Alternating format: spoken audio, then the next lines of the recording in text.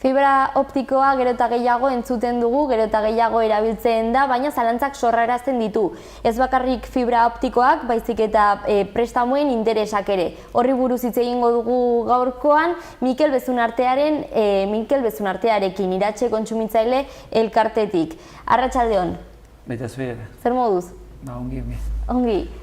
Orduan esan bezala, fibra optikoa gero hori arrakasta izaten ari du, ez? Fibra optikoak. Gero eta gehiago ipintzen da. Baita, eta baina guztu Nafarroko gobernua berak ere bere gain hartu dula bueno, ez dakit, konpromisoa edo ez dakit hortarako eta hainbat tokitara eraman dute fibra optika, ni dakitela autobiatan eta sartu dute eta Sakanara eta Baztanera eta zenbait tokitara eraman dute eta bueno, da zerbitzu bat jendeak eskatzen duna eta tira, bai, baina ongi errandu zen bezala, honek arazo berri batzuk ere ekarri ditu, ez da? Eta ez bakarrik kontratuak iterakoan, hori noiz bete hemen aipatu dugu, kontratuak operadorekin, nahi baduzu aipatuko dugu bizkete arlo hori ere bai, baina gaur aipatuko du arazo konkretu bat, eta da zuzen, kable horiek batzutan lurrazpitik joaten direla, baina gero gure herritara eta gure hirietara llegatzen delarik, ordan bapatean lurretik atera eta etxetan zintzilikatzen dituzte, eta hori ez da denon gustokoa, eta, bueno, hortik arazoak etortzen dire bai. Bai, orduan fibra optikoa ipintzeak suposatzen duen kablearen, bai, ipintze horrek. Bai, arazo konkretu hori aipatuko dugu gaur. Bai, eta ze nolako arazoak edo kalteak? Bueno, urtetan... Edo zalantzak? Nahi bozu, historia bizkete itean ikustut, konbeni dela, lehen baginon zerbitzoie publikoa ziren jakina, eta aspaldian, telefono kableak eta argindarren kableak eta bertzelako kableak eta gure etxetan zintzilikatu zituzten, ez da? Eta, bueno, neko garbi zegoen, hori zerbitzu bat zela, eta hor egon barra zirela. Hori, aspaldi gertatu izanak ere erakutsi dugu arazo bat, gero kable horiek, urtetan, gure fatxadatan egon diren kable horiek eskubide batzuk hartu dituzte, eta horrek ekarri du gero, batek obra bate bere etxean itera joan, edo etxea bota nahi, edo zer dakit, eta orduan kable horiek erdian zeudela, eta mugitu beharrak, eta gero berri zintzilikatu beharrak, eta horiek, bueno, hori dena, gastu batzuk ekartzen zituen, eta gastu horiek gainera ordaindu behar zituen etxaren jabea, ez kablearen jabea, alegia. Gure etxean kablea zintzilikatu zuen enpresak. Hortik etorri da, jendea unitzek gustoko ez izatea beren etxeetan eta beren fatxadatan kableak izatea. Alde batetik jakin badakigulako, gero kable horiek, eskubide horiek hartuko dituztela, eta egun batean akaso traba izanen direla, eta gero bertzetik ere, arrazoi estetikoengatik, jendean, fatxada txukundu edo polit utzi eta ez duelako gustoko kable batzuk zintzilik izatea, ez da? Bertzalde batetik, hori alde batetik, baina bertzetik ere, teknologia telekomunikazioen garapena edo ikarri du orain fibra optikoaren garapena. Eta fibra optikoen kableak gure etxetara ailegatzea. Erran bezala, errepideetatik hor lurpean sartzen dituzte eta hor arazorik ez dago, baina herritara ailegatzen delaik, operadorek haunitzetan bat ere galdetu gabe, hola, joaten dugu gure etxetara, zintzilikatzen dituzte eta punto. Horrek ekarri du, hori zegoen araudian aldaketa bat. Eta orduan, zer dio araudi berriak horri buruz? Erraten du, operadore batek gure fatxadan kablea zintzilikatzeko asmoa izanen balo, etxeko jabei komunidadari erran behar diola, jakinerazi behar diola asmoi baduela. Idatziz eta idatzi horrekin batera instalazioaren planoa edo proiektua edo jakinerazi behar diola komunidadari edo etxeko jabeai. Erabaki dezaketelako. Hoixe bera, gero komunidadeak edo etxeko jabeak hilabete bat izanen duela erantzuteko. Eta errateko, konforme den edo zen. Zerren erraten du legeak horri buruz. Komunidadea baldin bada, jabelkarte bat, hainbat bizi lagun bizi baldin badire etxe hortan, eraikuntza hortan, orduan, nahiko izanen dela batek nahi izatea, operadoreak derecho edo eskubide izateko. Kable hori fatxada hortan zintzilikatzeko. Nahiko izanen da, batek nahi izatea. Hau da, denek idatziz erraten baldin bote ez dutela fibra optikoa nahi, ordan komunidadeak aukera izanen du operadorei errateko ez dutela nahi eta ez diotela baimenik ematen. Kasu hortan, inork ere ez badu nahi. Zer dire egiten komunidadeak? Zuzenean joten dire pixutara, etxetara, eta bilatzen dute, jende afirmatza dokumento bat erranez, interesa badutela. Ordan lortzen dute, baten edo batzuen interesa lortzen dute, eta horrekin gero, indarra egiten dute komunidaden aurrean, komunidadeak ez dezan erran gero, inork ez duela nahi. Bakar batek nahi baldin baduelako. Badute dokumentoi eta dokumentori lortuta, badute bidea libre. Badute bidea ine, kableak zintzilikatu alizateko. Hori enpresek? Hori enpresa beraiek egiten dute, interesatzen zailako. Baina gu erranen duguna da, komunidade batan inork ere ez badu nahi, ordan komunidadea libre dela errateko ez dutela nahi. Kasu hortan, operadorak bertze modu bat bilatu beharko luke, kableak nahi duen tokira eramateko. Badago bertze aukera bat ere, eta da, operadorak jakinarazita komunidadei kableak zintzilekatuko dituela. Eta nola, komunidadeak erranen balu, hilabete hortan ere, hilabete bateko epean, erranen balu, beraiekin dutela bertze enpresa batekin eta aurkeztuko balute bertze proiektuak beraiek egiteko, bertze gixare egiten alda instalazio hori, orduan operadorak kasu hortan ere ezen izanen luke kablea zintzilikatu. Ze kasu hortan komunidadea berak bere gain hartuko luke proiektua. Bi gauza erran barra daude. Alde batetik operadorek albadute beti barneko instalazioak erabili behar dituztela. Eta fatxada bakarrik bertze aukerarik ez badago.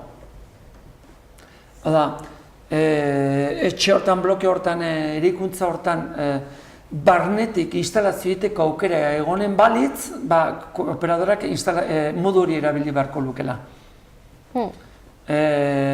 Eta fatxadan bakarrik kable instalatzeko aukera izan duela, baldin eta bertze biderik, bertze modurik ez badago. Hori bat, eta behin fibra optikoa dagoela gure etxean, bertze operadorek ere fibra optikoi baliatzeko aukera izan dutela, beren instalazio zatik edo kutsatxoak edo instalatzeko bertze klientei zerbitzua emateko. Hau da, beraiek erabiliko dute instalazio nagusioi, baina hortik goiti behar diren instalazio enpalmeak edo bideak etxetara eramateko, bertze operadorek ere iteko aukera izanen dutela. Hori ere kontuan hartzeko. Gainera esan bezala, gero eta gehiago ikusten direla horrelako kasua. Eta gero, eta azkenik, bertze kasu bat aipatuko dugu, eta da, batzutan, etxe batan, inork ere ez du nahi, baina gure etxaren ondoan dagon Erekina etxekoek nahi dute, eta ondoko etxekok ere nahi dute, eta orduan operadorek behar dute gure etxea pasa bezala erabiltzeko. Bai. Ez prezizki gure etxean inork nahi dulako. Kasortan, legeak erraten du, alba dute bertzetoki batet egin barko dutela. Baina, bertzaukerarik ez badago, izugarri garestia delako, edo, noit bederagarria ez delako, ordan gure fatxada ere erabiltzeko aukera izanen dutela. Jakina, guk erraten baldin badugu ezetz eta operadorak baietz, azkenean epaile batek erabaki beharko luke. Erabaki beharko luke eta orduan gure argudiok epailen aurrean justifikatu edo azaldo eta gozadi jakina da gero operadorek biderik merkena erabakiko dutela edo hartuko dutela beti beren instalazioak egiteko. Orduan gu gure ere defendatu beharko dugu. Hori bai irudi du, lehen bezala segituko dugula. Oda, behin kable horiek jarrite, kable horiek egun batean mugitu beharko balire, kostei gu gure gain hartu beharko dugula. Orduan, tira, hori kontuan hartu behar. Bai, eta gainera esan bezala, gertatu daitekela, gaurkotasun gaia dela. Baiz, fibra optikoa tokia unitzetara eraman dituzte, azken hilabeteotan, eta izan da arazo iturri handi izan da. Zuek jasotako kontsultak izan ditu. Gure gana jo du jendea, jo dute herrietan, herrietan nabarmenagoa da, bat bakarri bizi etxe batean, etxe bakarra dire, eta nahi ez dunan, kableara ez du nahi bere fatxadan. Eta orduan hortik etortzen dira arazoak.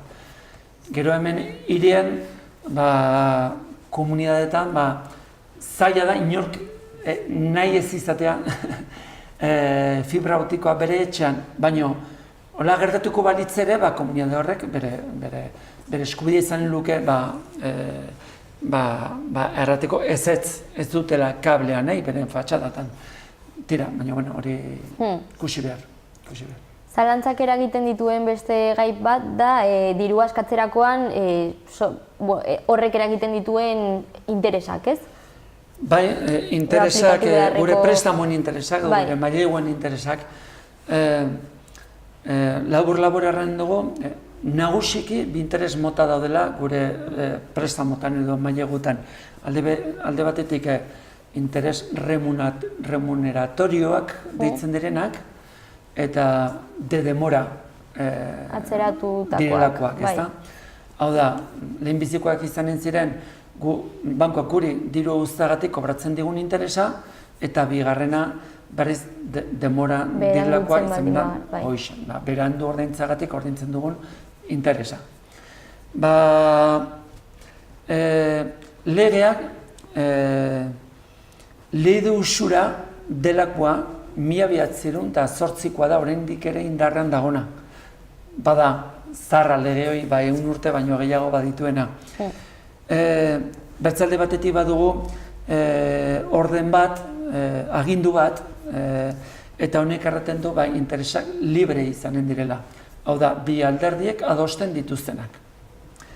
Horrek erran du, bankoa eta klienteak interesa adosten dutela, eta ze interesa adosten duten, hori izanen dela klienteak ordainduko duena.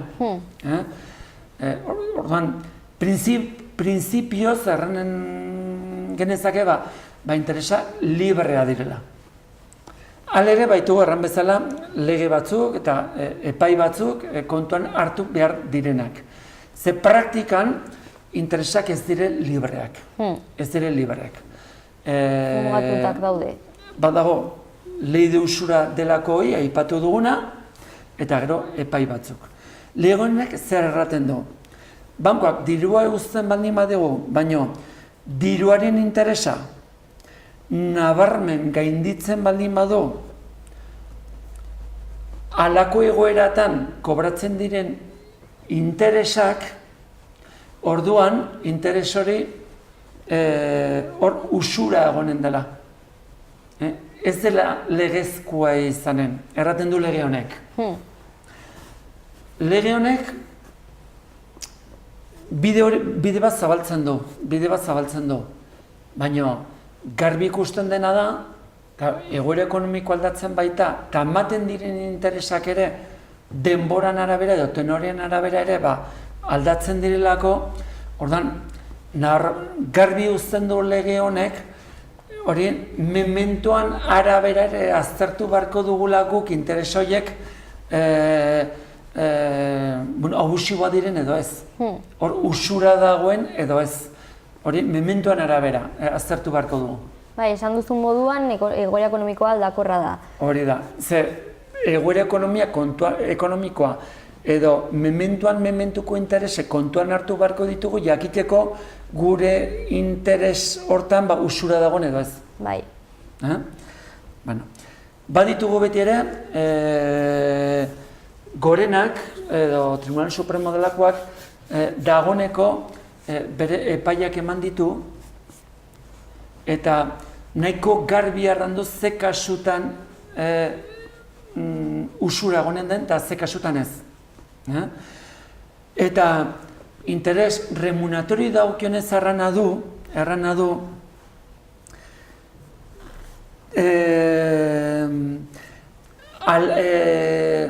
guri interes bat eman, eta gure prestamoren tae, nabarmen handiago baldin bada, antzeko prestamotan ematen den tae baino, orduan erraten du, hor usura egonen dela, eta orduan interes hori balio gabetu daitekela, bai hoxe. Baina horren bezala, jo beharko dugu mementuko interesak ikustera, jakiteko memento hortan eta aldaraketa eginda gure interesa gehiagizkoa den edo ez den. Berriz, interes de demora delakoei buruz errana du usura egonen dela edo gehiagizkoa izanen dela interesoi, baldin eta berandu ordaintzeagatik erreklamatzen dena,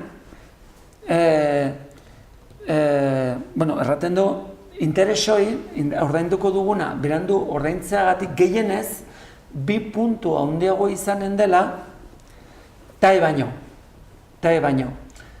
Eta, hortaz, handiago baldin bada, erreklamatzen diguten interesa, ordan hor usura egonen dela, eta baliogabetzeko aukera badagoela. Hori da bizkat, gorenak bere epaietan erranduna. Eta hori da guk erreferentzia bezala hartzen duguna, erreklamazio bat egiterakoan baldin eta kliente bat etortzen baldin bada, bere bankuak, bai kasu batean, interes remunatori dagokionez, bai bertzean, interes de demora delako dagokionez, interes handi xamarra reklamatzen diolako. Edo haren ustez erreklamatzen dion interesa gehiagizkoa delako. Orduan, esan behar nuen laburbilduz lehendabiziko gaira, ez dakit, honekin hori izango litzateke. Bai, hori da kontuan hartu behar duguna. Eta jakina, interesei buruz, informazio nahiko eta zuzena eman behar digutela, beti. Bai. Hor, transparentzia kontrol bat edo gardentasun kontrol bat ere badagoela. Orduan, batzutan ere interesak baliogabetzen dire, aurretiko informazio hori falta delako, falta izan delako. Baina, oroar erran interesak libre dela, baina